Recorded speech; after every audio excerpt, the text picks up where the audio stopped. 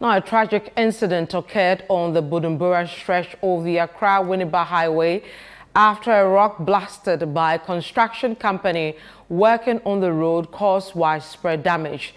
3 people have been confirmed dead and over 40 others were injured, with 5 in critical condition. ChannelOne News' Jude Duncan visited St. Gregory Hospital when the explosion site and filed this report. A deadly explosion shook the Kasoa Buduburam stretch at a location commonly known as Big Apple. According to eyewitnesses, the blast resulted from ongoing road construction activities in the area. Hospital officials at the St. Gregory Hospital, located just 2 minutes from the explosion scene, have confirmed 3 fatalities. 2 of the victims who sustained severe head injuries were transferred to the 37 military hospital by ambulance, while 2 others were rushed to the Winneba Hospital for emergency care. Large crowds gathered at the St. Gregory Hospital to check on loved ones admitted following the explosion. It's a lot. Please, this is the true records of what we have in this hospital. In all, 42 people were brought here. As we're speaking, we are referring 4. 2 have already gone to 37 military hospital, and the 2 we are waiting for an ambulance to be taken to Winneba. Currently, these people on admission are on stable condition. We have 18 females, 9 males, and we have 2 others in our recovery. 3 were okay and has been discharged. Fortunately, we lost 3. So this is the official position so far that this accident is concerned. Well, thank you. If you need any information, please don't go asking anybody. Come straight to where we do the recording. When you come, we will equip the officers there and they will take you around in case you need to see your relative. The explosion left a large crater scattering debris across the highway, significantly worsening traffic on the already busy stretch. One eyewitness criticized the contractors for failing to notify nearby shop owners and residents about the impending blast. This afternoon, we are all around here. I'm a driver over to the Big Apple right here.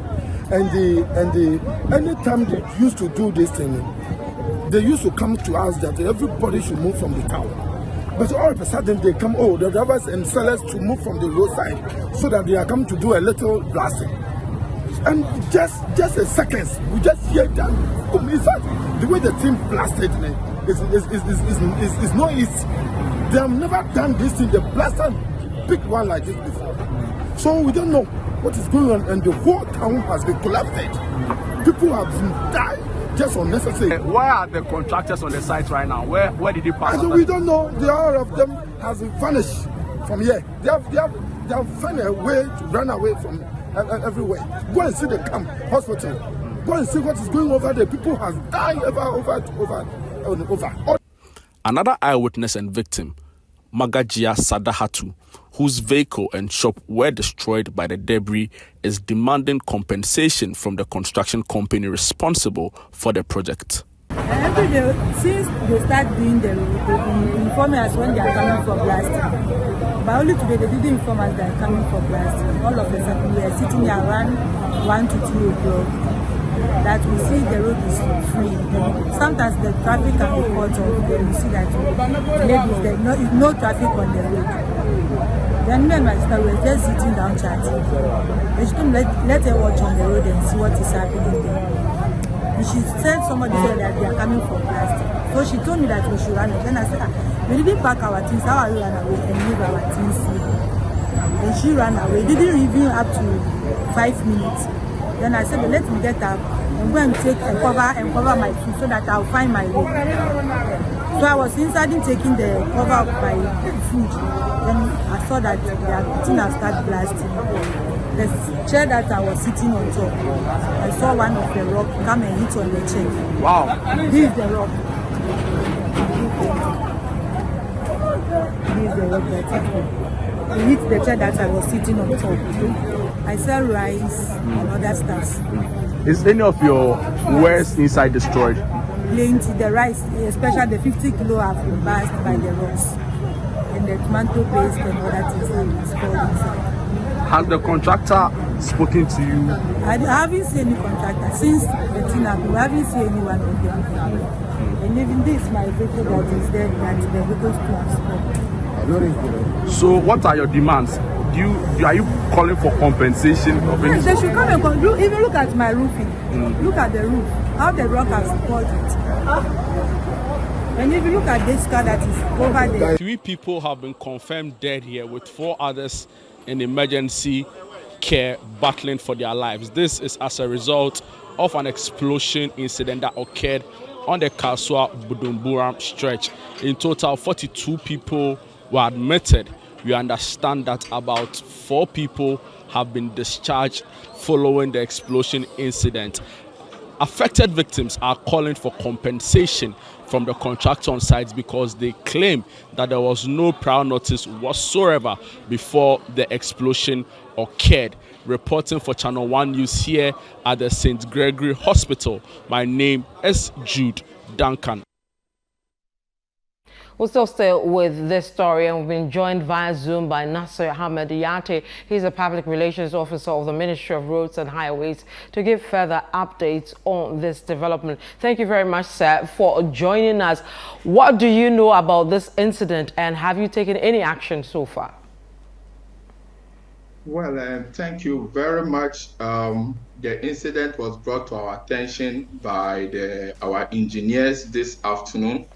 And it's very unfortunate incident. I should say that today's incident is an accident that occurred because prior to this, we've had about 21 of such control and blasting at that very location. And it's been mainly incident-free.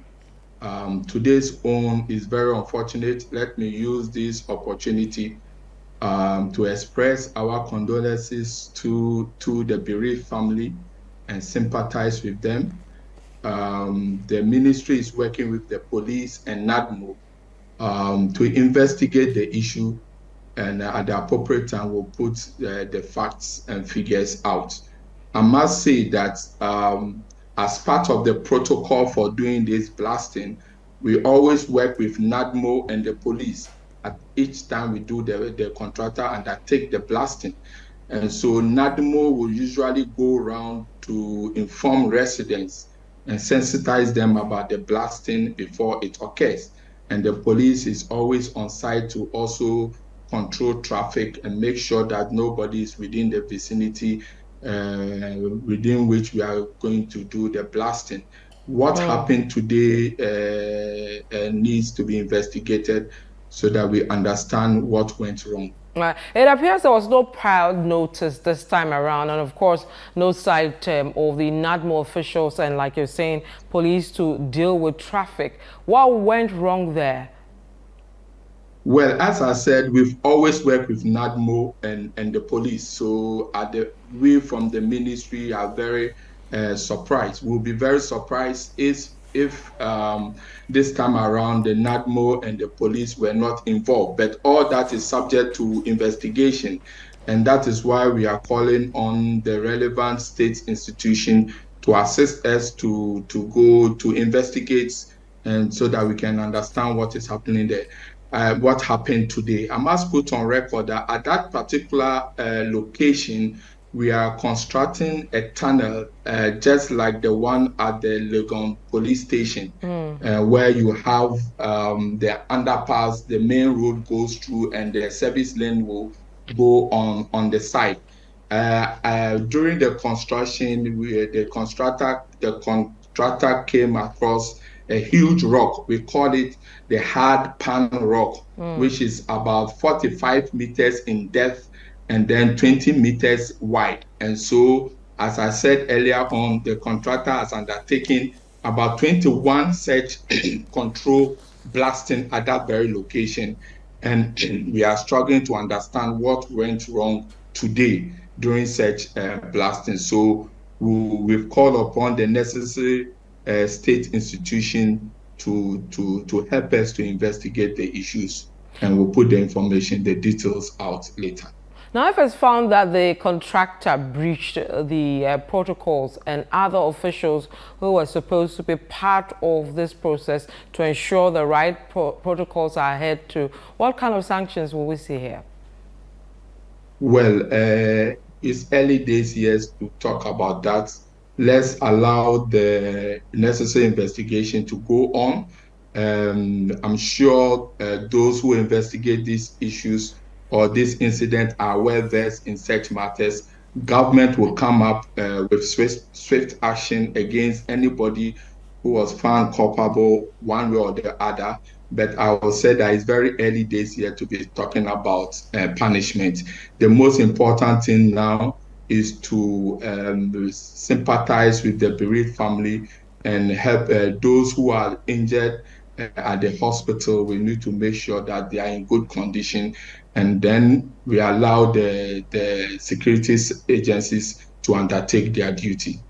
What measures are you going to put in place moving forward to ensure the safety of residents whilst doing this kind of issue? Well, we'll make sure that the contractors stick to the strict protocol for doing this. That, as I said, we've done this 21 times without incident, without any incident. I should also put on record, Vivian, that when the incident happened, about 20 workers from the contractor were brutally beaten by the youth in the area. Their camp was vandalized, and about 2 workers were nearly lynched to death. We just thank God that they managed to save their life. We want to also use this opportunity to call upon the youth to calm down. The security agencies should take charge, and so that we make sure that no further life is lost in this construction or after this incident. But back to your question, we'll make sure that going forward, we'll make sure that all the protocols are followed. With this particular incident, we are still yet to come to terms what actually happened. We've done this 21 times. It's been incident-free. Okay. And so we will let the security undertake their duty and come to the bottom of the matter. Okay. Finally, before I let you go, I'm sure you saw the footage from the incident where some of the affected persons were asking for compensation, having their buildings destroyed and all that. Are we going to see that? Well, we will do our investigation. Everything that we'll do it with human face. So where we need to compensate, we'll do that. But all that will come after the investigation, and all the necessary measures, whether there will be punishment, whether there will be compensation, what are the facts, what are the figures, we'll put everything out, and then we'll make sure that especially the bereaved family, those who are bereaved, we give them befitting burial and all that. So we'll make sure that the appropriate thing is done. But first and foremost, we need to investigate and get to the bottom of this issue. Thank you very much, Mr. Nasir Ahmed Yate. He's a PRO for the Ministry of Roads and Highways. Thank you for your time.